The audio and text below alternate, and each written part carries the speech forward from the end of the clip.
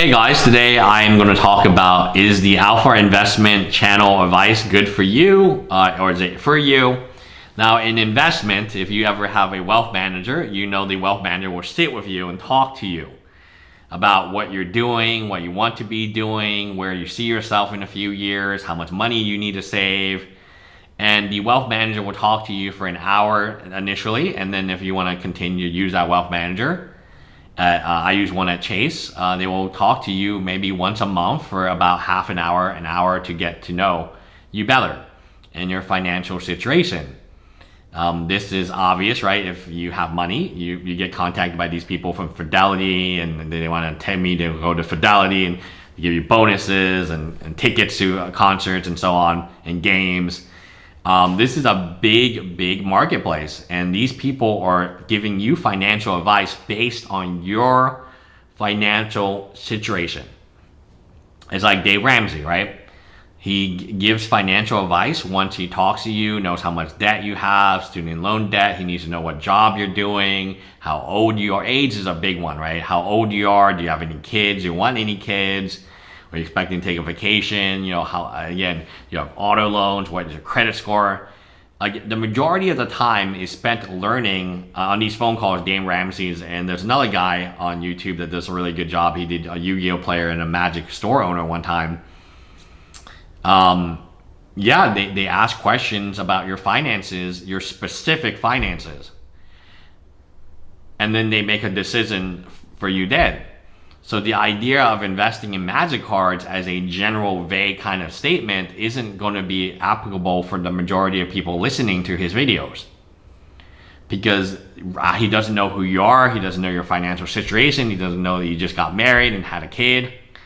There are so many different components of, he would have to listen to you to really make a decision on whether or not investing is long term. And what happens is a lot of people, including that Rudy Lemming, they buy into it and they have no liquidity. And the only liquidity, and this is how bad the liquidity, I mean, this should tell you how bad the liquidity is. The only person willing to buy it back from you for 10 cents on the dollar is the guy who sold it to you for 100 cents on the dollar. Right? There's no other store, there's no other person you can go to. You just gotta go right back to the guy who sold it to you as an investment, and it's a mega loss compared to something like the S&P 500 or even a 5% CD right now. My concern with this is a lot of people took this advice, they're emailing me, they're text messaging me. It feels, there's not much I can do for you. I warned you. It's not everyone. In fact, I would probably say 99% of his viewers should not be making big purchases in Magic cards or Sorcery or MetaZoo or Force of Will or whatever other card he's pumping at the time, because it is not a liquid environment right now, and it is not a liquid environment ever compared to something like stocks or bonds. Most people, they only know how to buy, they never know how to sell. They don't know how hard selling is. Just throw, Rudy makes them pick up TCG player price. That company has invested, probably took massive losses initially to get 5-star ratings. That company with 10,000, 50,000 5-star ratings that you're competing against as a new seller and that company also has the lowest prices on the boxes, by the way, because they buy from the distributor and they just want to offload it, right? And maybe sometimes they will take a loss on the boxes. That company, you have no idea the sweat they put into making their TCG player listing that powerful, or to get that 50,000 reviews. You don't know. It's never talked about. It's never discussed on his channel. No one knows. Same with eBay. Same with Facebook. Same with all these groups and all. The trust factor, it's almost like YouTube. No one knows how difficult it's to do YouTube until you're a YouTuber. And then getting 1 view, 10 views, 100 views is not easy. People online, the non-YouTubers think it's super easy, right? Because they see other people do it, but they themselves have never done it. That's the exact same scenario that Rudy has put these people in.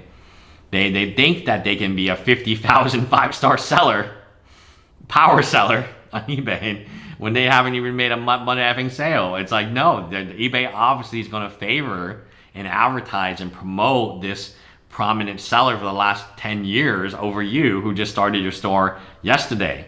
You're not going to get any shine. You're not going to get any like wear, right? I mean, only in like very niche card games can I see like new sellers being able to sell. But for the majority of card games, especially Magic, Pokemon, Yu-Gi-Oh, even Weiss, those dudes got like 50,000 five-star reviews on eBay, TZ, any platform you want to pick. They've done business for decades online. Now, let's talk about the other part of the advice, the specific nature of the advice. Most people have to sell when the market is low. Most people buy when the market is hot because they get excited, they get hyped. Rudy Chan is just pumping them up. Most people have to sell at the lows, and the reason they have to sell at the lows is because that's when crisis happens, that's when the recession hits, that's when money is tight, not just for you, but for other people, right? I had to make a tough decision this week to let go my artist, who I've had since pre-COVID. So for over 3 years, almost 4 years, I had a full-time artist in Asia doing manga and anime and stuff for me. And just we couldn't continue on because we couldn't reach an agreement where I felt that it didn't affect my life, right? And to pay her salary full-time.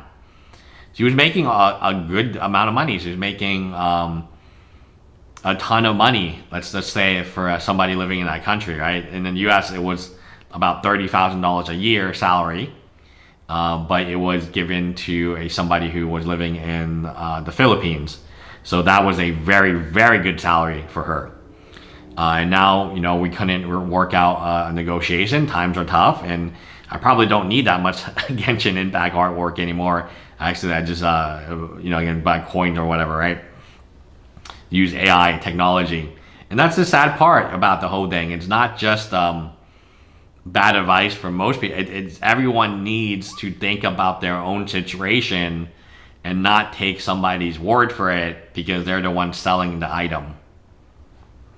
Anyway, that's my 2 cents. Bye, guys.